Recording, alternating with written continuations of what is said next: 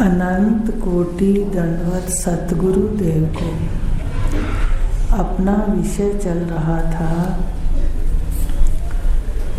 कि गीता के अंदर जो ज्ञान है उसको जब हम आत्मसात करते हैं, वैसा चलते हैं, तो राग द्वेष, संसार और मृत्यु का भय छूट जाता है।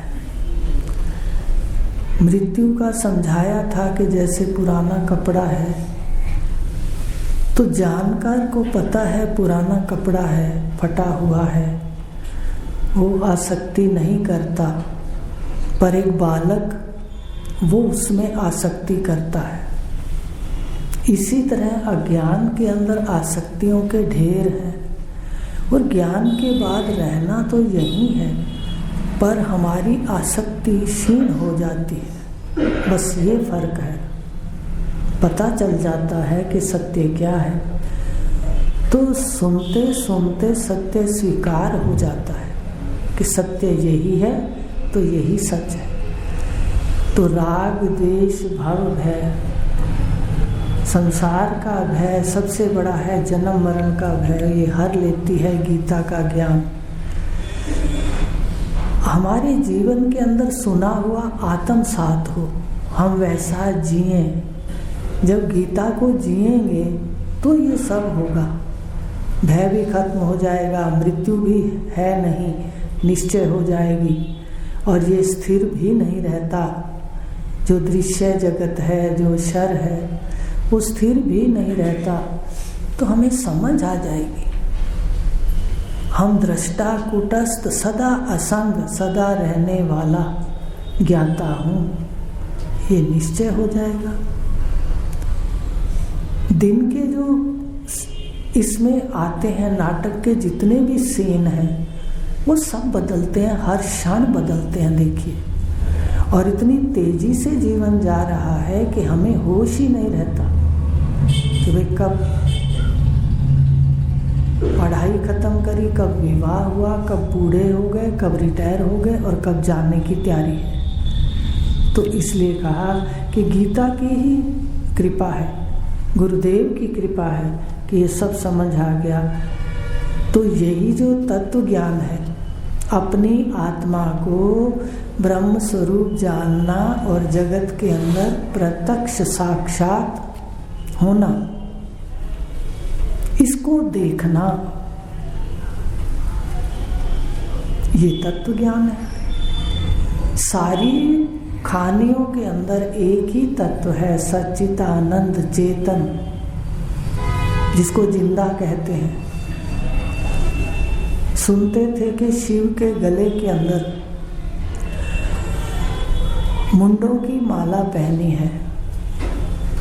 जब पूजा करते थे तो कभी कभी मन में खटक जाता था कि शिव जी ने क्यों ऐसे गले काट काट करके और हार डाला हुआ है, लेकिन कोई पूछा नहीं कभी, ना ही लगता था कि किससे पूछें।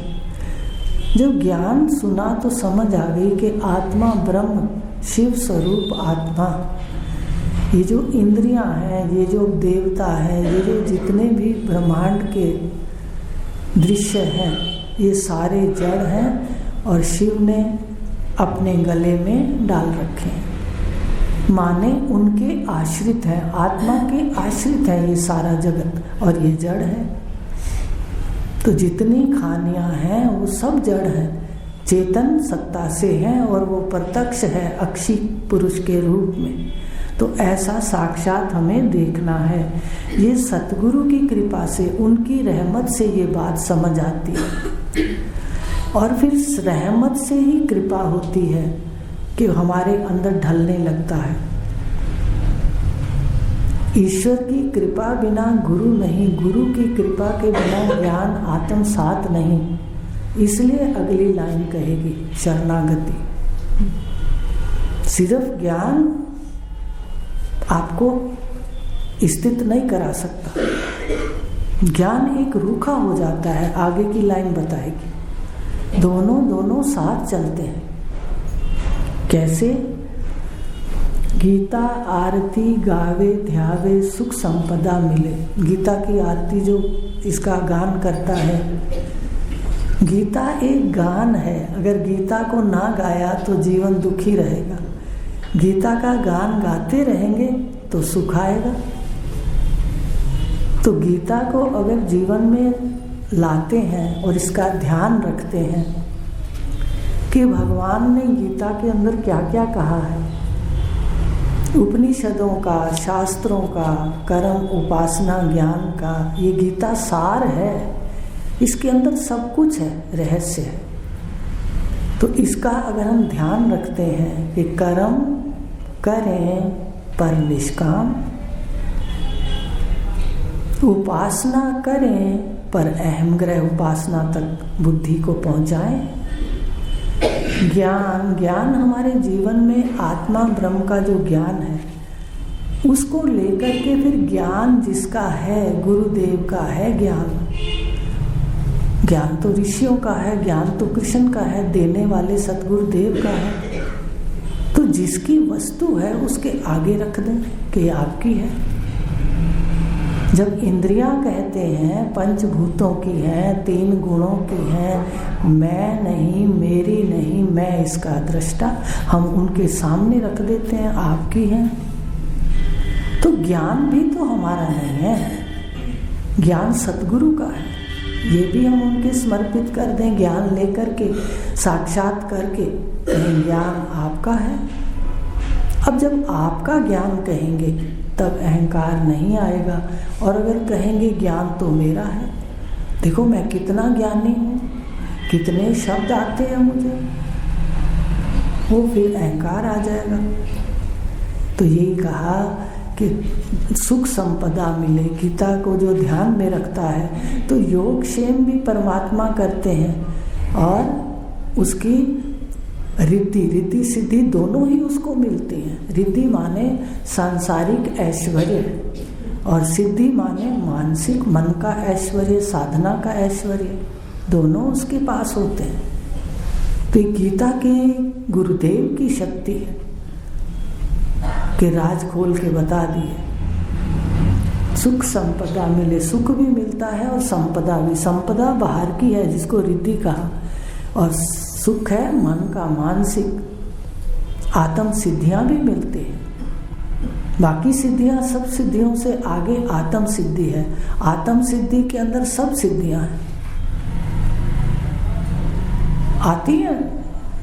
अणिमा, गरिमा, महिमा, प्राप्ति, प्राकाम्य, ईशित्व, वशित्व, ये जितनी भी सिद्धियां हैं ये सारी साधना से आती हैं। पर सबसे आखिर में अगर हम जान लेते हैं तो जानकार कहीं भी इसमें नहीं फंसता, वो सारे कर्मों के फल का उल्लंघन कर जाता है, उसको भी मिथ्या जान लेता है, अपने स्वरूप तक जाता है और स्थित हो जाता है। आत्मा हूँ और ब्रह्म स्वरूप सर्वत्र आत्मा है। ये जितने गुण हैं, प्रलय को देख लो, सारी सृष्टि की प्रलय कर दो, फिर उसमें दोबारा सृष्टि जब होती है उसका मनन कर दो तो समझ आएगी कि ब्रह्म स्वरूप आत्मा से ही सारे गुण हैं। तो किस से राग करें और किस से द्वेष करें। उदाहरण दिया था कि दांत और जीवा दोनों ही हमारे हैं। दांत अगर जीवा को काट लेते हैं तो हम कभी उनको दंड नहीं देते, ना ही उसका वर्णन करते हैं। ये स्थिति तत्वज्ञानी की होगी। वो किसी के द्वेष का ना तो ज़्यादा ध्यान देगा, ना ही उसका वर्णन करेगा। तो कहा सुख और संपदा दोनों गीता के ज्ञान में बैठने से, जीने से। ज्ञान को जीना है, ज्ञान सुन के बुद्धि में विद्वान नहीं बनना, हमें जीना है ज्ञान। तो कहा सुख भी मिलता है और संपदा भी। सुख मन का होता है और संपदा शरीर को सुख देती है। ये दोनों मिलते हैं, शारीरिक सुख और मानसिक सुख। तत्व ज्ञान यही पावे, सतगुरु रहमत से गीता आरती गावे, ध्यावे सुख संपदा मिले, मीन तेरी शरणागति। जब स्वरूप में स्थित हो जाता है दो बातें। पहले तो अपने स्वरूप को जानता है, फिर परमात्मा के स्वरूप को जानता है, फिर आत्मा और परमात्मा का अद्वैत कैसे है इसका साक्षात करता है। आपको बता दिया सुषुप्ति में करते हैं साक्षात, समाधि में करते हैं।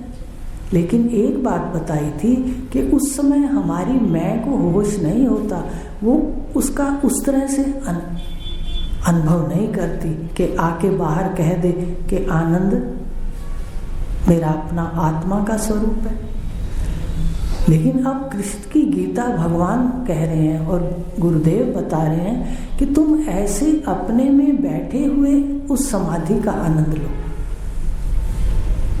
जब सर्वत्र परमात्मा है, बुद्धि इसमें महावाक्य में लीन हो जाएगी तो समझ आ जाएगी कि सर्वम आप है, आनंद है, और जो दूसरा दिखता है ये वास्तव में सत्य नहीं है। हम अपना निर्णय करें, पूछें मन से क्या ये सत्य है। कोई भी नहीं कहेगा कि ये सत्य है, फिर भी आश्चर्य है। सत्य नहीं है सब जानते हैं, पर सत्य नहीं है तो सत्य को ढूंढने की कोशिश तो होनी चाहिए थी। ये भी कहते हैं मैं मरता हूँ, मरना पसंद भी नहीं है। मृत्यु तो बिल्कुल कल्याणदायी लगती नहीं है, ऐसे लगती है कि अज्ञान के अंदर कि बहुत बड़ा अनर्थ है। लेकिन फिर भी कोई मृत्यु नहीं है, अपने स्वरूप में मृत्यु नहीं है। जहाँ अमरता है उसको खोजने की कोशिश नहीं की। मृत्यु से डरते रहे, मृत्यु से भागते रहे, पर हम अमर पद को देखने की खोज नहीं की। तीन गलतियां देखो होती हैं। जगत सत्य नहीं है तो सत्य की खोज होनी चाहिए थी। मुझे मरना अच्छा नहीं लगता तो अमरता की खोज होनी चाहिए थी। और परमात्मा है, कुछ सिद्धांत कहते हैं परमात्मा नहीं है, ईश्वर नहीं है। परमात्मा है तो फिर उसको जानने का प्रयत्न करना चाहिए था कि कहाँ है, कैसा है। तो ये प्रश्न गीता उत्तर देती है। तो गीता जब हम जान लेंगे तो हमारा मन इधर मिथ्या का निश्चय करके अपनी बुद्धि सम हो जाएगी। सम माने उछलेगी नहीं बार बार। उसको समझ होगी कि ये जगत का स्वरूप है। हर क्षण जो हो रहा है मैं केवल दृष्टा, तन में हो रहा है, मन में हो रहा है, इंद्रियों में हो रहा है, और ये वास्तव में कुछ काल का है। तो ये सत्य जानने के बाद बुद्धि सम हो जाएगी। अब जब इतनी स्थिति हो जाएगी, बुद्धि सम हो जाएगी, तो अहंकार बैठ जाएगा और फिर परमात्मा को देख करके, साक्षात करके उससे प्रेम हो जाएगा, क्योंकि परमात्मा आनंद स्वरूप है। समाधि से क्यों प्रेम हो जाता है? समाधि लगाने वाले को समाधि से प्रेम हो जाता है। वो बार बार समाधि में जाना चाहता है, बार बार समाधि में जाना चाहता है। ऋषियों की तो सुना है कितने कितने सालों समाधि लगती थी, तो आनंद में बैठे रहते थे, पर बाहर का व्यवहार नहीं होता था। तो उसी आनंद को प्रत्यक्ष भगवान गुरुदेव बता रहे हैं कि सर्वत्र जो चेतन सत्ता है, दूसरा कुछ है नहीं, लीला है। ऐसा जानेंगे, मिथ्यात्व का निश्चय होगा तो बुद्धि सम हो जाएगी, और फिर परमात्मा का साक्षात करेंगे तो सच्चा प्रेम होगा। परमात्मा को नहीं जान के अगर प्रेम करते हैं, जबकि देवी देवता जितने भी पूजा के स्थान हैं सब परमात्मा रूप है। देवता भी परमात्मा रूप है, जितने भी हम पूजन करते हैं सारे परमात्मा रूप हैं, लेकिन इसका पता नहीं है तो हम उस तरह प्यार नहीं कर पाते, प्रेम नहीं कर पाते। अगर कोई उससे बड़ी बात कह दे कि भाई उधर तो बहुत कुछ मिलता है, तो अज्ञान में अधिकतर हमारी रुचि उधर हो जाती है। तो सच्ची भक्ति होती है जब सारे ब्रह्मांड को जान करके परमात्मा को सामने साक्षात, उसका साक्षात आकारों में करके फिर वो उससे सच्चा प्रेम हो जाता है। असली पक्की भक्ति तो जानकारी के बाद होती है परमात्मा से, फिर वो डूबा रहता है अपने उस शब्द के आश्रय में। तो कहा शरणागति, शरणागति माने जो ये मीन है, जिस नाम है, हमारा जो आकार है उसका नाम है, वो तो गुरु की शरणागति हो गया, परमात्मा की शरणागति हो गया। उसमें लय, शरणागति का क्या अर्थ है कि आत्मा ब्रह्म में लीन होना, ब्रह्म ज्ञानी की शरणागति है। हम कितना कहें आपकी शरणागति, आपकी शरणागति, अज्ञान के अंदर है इसका फर्क कि हम दूसरी जगह, कईयों को प्रत्यक्ष देखा भी है, धन ऐश्वर्य के लिए चले जाते हैं, लेकिन जब जानकारी दर्शन हो जाएंगे, जान लेंगे, तो उससे ज़्यादा प्रेम हो जाता है, पक्का प्रेम हो जाता है। तो शरणागति आत्मा का ब्रह्म में लीन होना, इसी तरह मीन का परमात्मा में लीन होना, ये शरणागति है। और इसके बाद जब कुछ भी दूसरा नहीं रहता, आत्मा से भिन्न, और अपनी मैं को, अपने अहंकार को शरणागति कर दी, लय हो गया, तो हृदय का कमल खिलता है, तो प्रसन्नता, सच्ची प्रसन्नता है। नहीं तो हम थोड़ी देर पूजा करते हैं तो प्रसन्नता है, उसके बाद फिर वही के वही गुण हमारे काम करते हैं, सामने भी गुण काम करते हैं, पर जानकार जानता है कि जितने भी गुण हैं वो परमात्मा के हैं, इसलिए गुणों से परहेज तो करता है, हटता तो है। मान लो जो नहीं पचते गुण, उससे हटता तो है, पर द्वेष नहीं करता। तो ये है मीन तेरी शरणागति, हृदय कमल खिले। जो हृदय का कमल है सदा प्रसन्नता है, जैसे भगवान कृष्ण के मुख पर सदा मुस्कुराहट रहती है, देखते हो। उन्होंने सोने की, आश्चर्य भी होता है, सोने की नगरी बनाई, द्वारका सोने की थी, और छोड़ी भी कितनी जल्दी। देखिए ना, पैदा हुए राजा के घर और गए ग्वाल बाल, मक्खन चुरा चुरा खाया, पता नहीं क्या क्या किया, देखा ना। पहले दिन से वहां गए तो वो पीछे पड़ गई, कौन थी जो दूध देने आई थी, पूतना पड़ गई। देखिए ना, जीवन को देखिए। और फिर भी देखो उनके चेहरे पे मुस्कुराहट है। कितनी बार जरासंध से युद्ध हुआ, भागना भी पड़ा, लेकिन फिर भी देखो उनके चेहरे पे मुस्कुराहट है।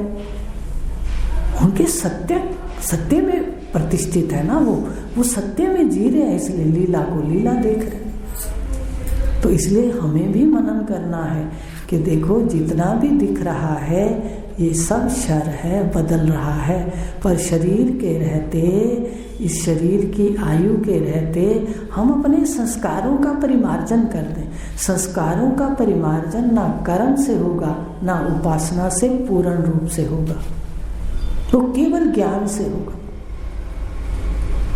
वो अच्छे कर्म बनेंगे। कोई भी पूजा पाठ करते हैं, व्रत करते हैं, पर जो कर्मों को उखाड़ के फेंकना है, पहले परिमार्जन करना है, इनका शोधन करना है। जैसे कहते हैं ना, लोटे को पहले मांजना धोना है, फिर उसमें कोई अच्छी चीज रखनी है। ऐसे अंतःकरण पहले मांजा जाता है, परिमार्जित किया जाता है, कर्म परिमार्जित किए जाते हैं, फिर कर्मों का उच्छेदन कर दिया जाता है। फिर उसको समझ आ जाती है कि कर्म का स्थान मैं नहीं हूँ। अहंकार करके बनता हूँ तो कर्म बनते हैं, जब मैं हूँ ही नहीं है तो कर्म का मतलब ही नहीं। जो सामने हो रहा है जानकार की क्रिया है, पर अज्ञानी का कर्म है। वो तो कहता है मैं करता हूँ, मैं ऐसा ना करूँगा उसको छोड़ूंगा ही नहीं, उसने ऐसा किया। तो ये जो बात है, ये अहंकार, ये लय हो जाता है साक्षात्कार के बाद, और फिर आत्मा ब्रह्म में लीन हो जाती है। यही ब्रह्म ज्ञानी की शरणागति है। और फिर हृदय का कमल, चेहरे की मुस्कुराहट, प्रसन्नता कभी भी खत्म नहीं होती। तो इस तरह से ये बात समझ आई गीता के ज्ञान से। जय गीते श्री जय भगवत गीते। भगवत का मतलब भी आपको बताया होगा कि भगवत में 4 शब्द हैं। तो इसका भी ऋषियों ने अर्थ किया है। भगवत गीता, गीता गीत है जीवन का। गाओगे तो स्वस्थ रहेंगे और नहीं गाएंगे तो बीमार रहेंगे। भय, गय, वै और तय। भय से भक्ति, गय से ज्ञान, वै से वैराग्य और तय से मुक्ति। ऐसा कहा है ऋषियों ने कि भागवत गीता के अंदर ये चारों हैं, भक्ति, ज्ञान, वैराग्य और मुक्ति। लेकिन अगर हम उस गीता को आत्मसात करेंगे, कर्मों का आत्मसात करेंगे, कर्मों से असंग सारे तीनों शरीरों को अलग करेंगे, देखेंगे कि ये तो स्वपनवत माया मात्र है, तो इसको महत्व ना दे करके हम अपना पाठ करेंगे। तो इस प्रकार अहंकार का लय होगा तो फिर हृदय के अंदर आनंद अपना स्वरूप है, अपने आनंद में मस्त रहना है। और भक्ति से भी ज़्यादा, जो भक्ति में आनंद आता है, उससे भी ज़्यादा ज्ञान के बाद जो परमात्मा से भक्ति होती है, देख करके, जान करके, मित्रता जो देख कर करी जाए, मित्र को जान लिया जाए, मित्र को मिल लिया जाए, तो प्रेम ज़्यादा होता है। सुना सुनी है, शक्ल का पता नहीं, तो उतना प्रेम नहीं होता। तो इसी तरह परमात्मा को जान लिया, साक्षात हो गया, अपना स्वरूप ही हुआ, अपना आप ही है, तो फिर आनंद ही रहता है। तब ये कहा कि ये हृदय तब खिलता है जब अहंकार जाता है और सत्य प्रतिष्ठित होता है। जो जैसा है वैसा जान लें, बस इतना सा काम है। तो कहा जय गीते चारों पदार्थ देने वाली, भक्ति, ज्ञान, वैराग्य और मुक्ति, चारों चीजें गीता के, चारों पदार्थ गीता के अंदर मिलते हैं ज्ञान में। केशव मुख से प्रगटी सुंदर सुपुनीते। सुंदर भी है, सुंदर माने ये जीवन को सुंदर कर देती है, पवित्र कर देती है। सुपुनीते, पवित्र भी कर देती है, सुंदर भी कर देती है। बाहर की सुंदरता इतना महत्व नहीं देती, पर जो अंदर की सुंदरता है मन की, उसमें भी देखो एक अज्ञानी की सुंदरता है। अज्ञानी व्यक्ति भी मन के कितने सुंदर होते हैं। ऐसी बात नहीं है कि ज्ञान के बाद ही सुंदर होते हैं मन, पर वो जो होते हैं वो कई बार उसमें स्वार्थ होता है। उदारता करना, प्रेम करना दूसरे से, उदारता करना, किसी का भला करना, उनमें भी होता है। लेकिन जो जानकारी के बाद होता है उसमें अहंकार नहीं होता। सबसे पहली बात, उसमें अहंकार होता है अज्ञान में। अगर जिससे प्रेम किया उसने भला किया जिसका, अगर कुछ हमारे विपरीत गया तो बदल जाता है। लेकिन जहाँ ज्ञान हो गया वहाँ सर्वत्र आप है और परमात्मा से प्रेम हुआ, भक्ति हुई, वहाँ पर अहंकार गिरा तो जो सुंदर अंतःकरण होगा वो वास्तव में सुंदर होगा। वो बदलने वाला नहीं होगा। उदारता है, क्षमाशीलता है, सहन शक्ति है, समता है, ये सारे गुण उसके अंदर आ जाएंगे। लेकिन वो निष्काम भाव से होगा, ठीक है, उसका सहज में उसका हृदय सुंदर होगा। लेकिन अज्ञान के अंदर अहंकार और थोड़ा स्वार्थ छुपा रहता है। वहाँ अगर कोई आ भी जाए मन की सुंदरता के विपरीत तो उसका अर्थ बदल जाता है। तो ये बात है कि जब जानेंगे तो हृदय कमल खिलेगा। और गीता केशव मुख से प्रगटी है, कृष्ण के मुख से प्रगटी है, परमात्मा के मुख से प्रगटी है, सुंदर भी है, मन को सुंदर करती है और पवित्र भी करती है। तो हम इसका अनुभव करेंगे। जय गीते जय। तो जय किसकी है? गीता की। पर गीता अपने आप में एक पुस्तक देखा जाए लेकिन इसके शब्दों को जिंदा किया सतगुरु देव ने।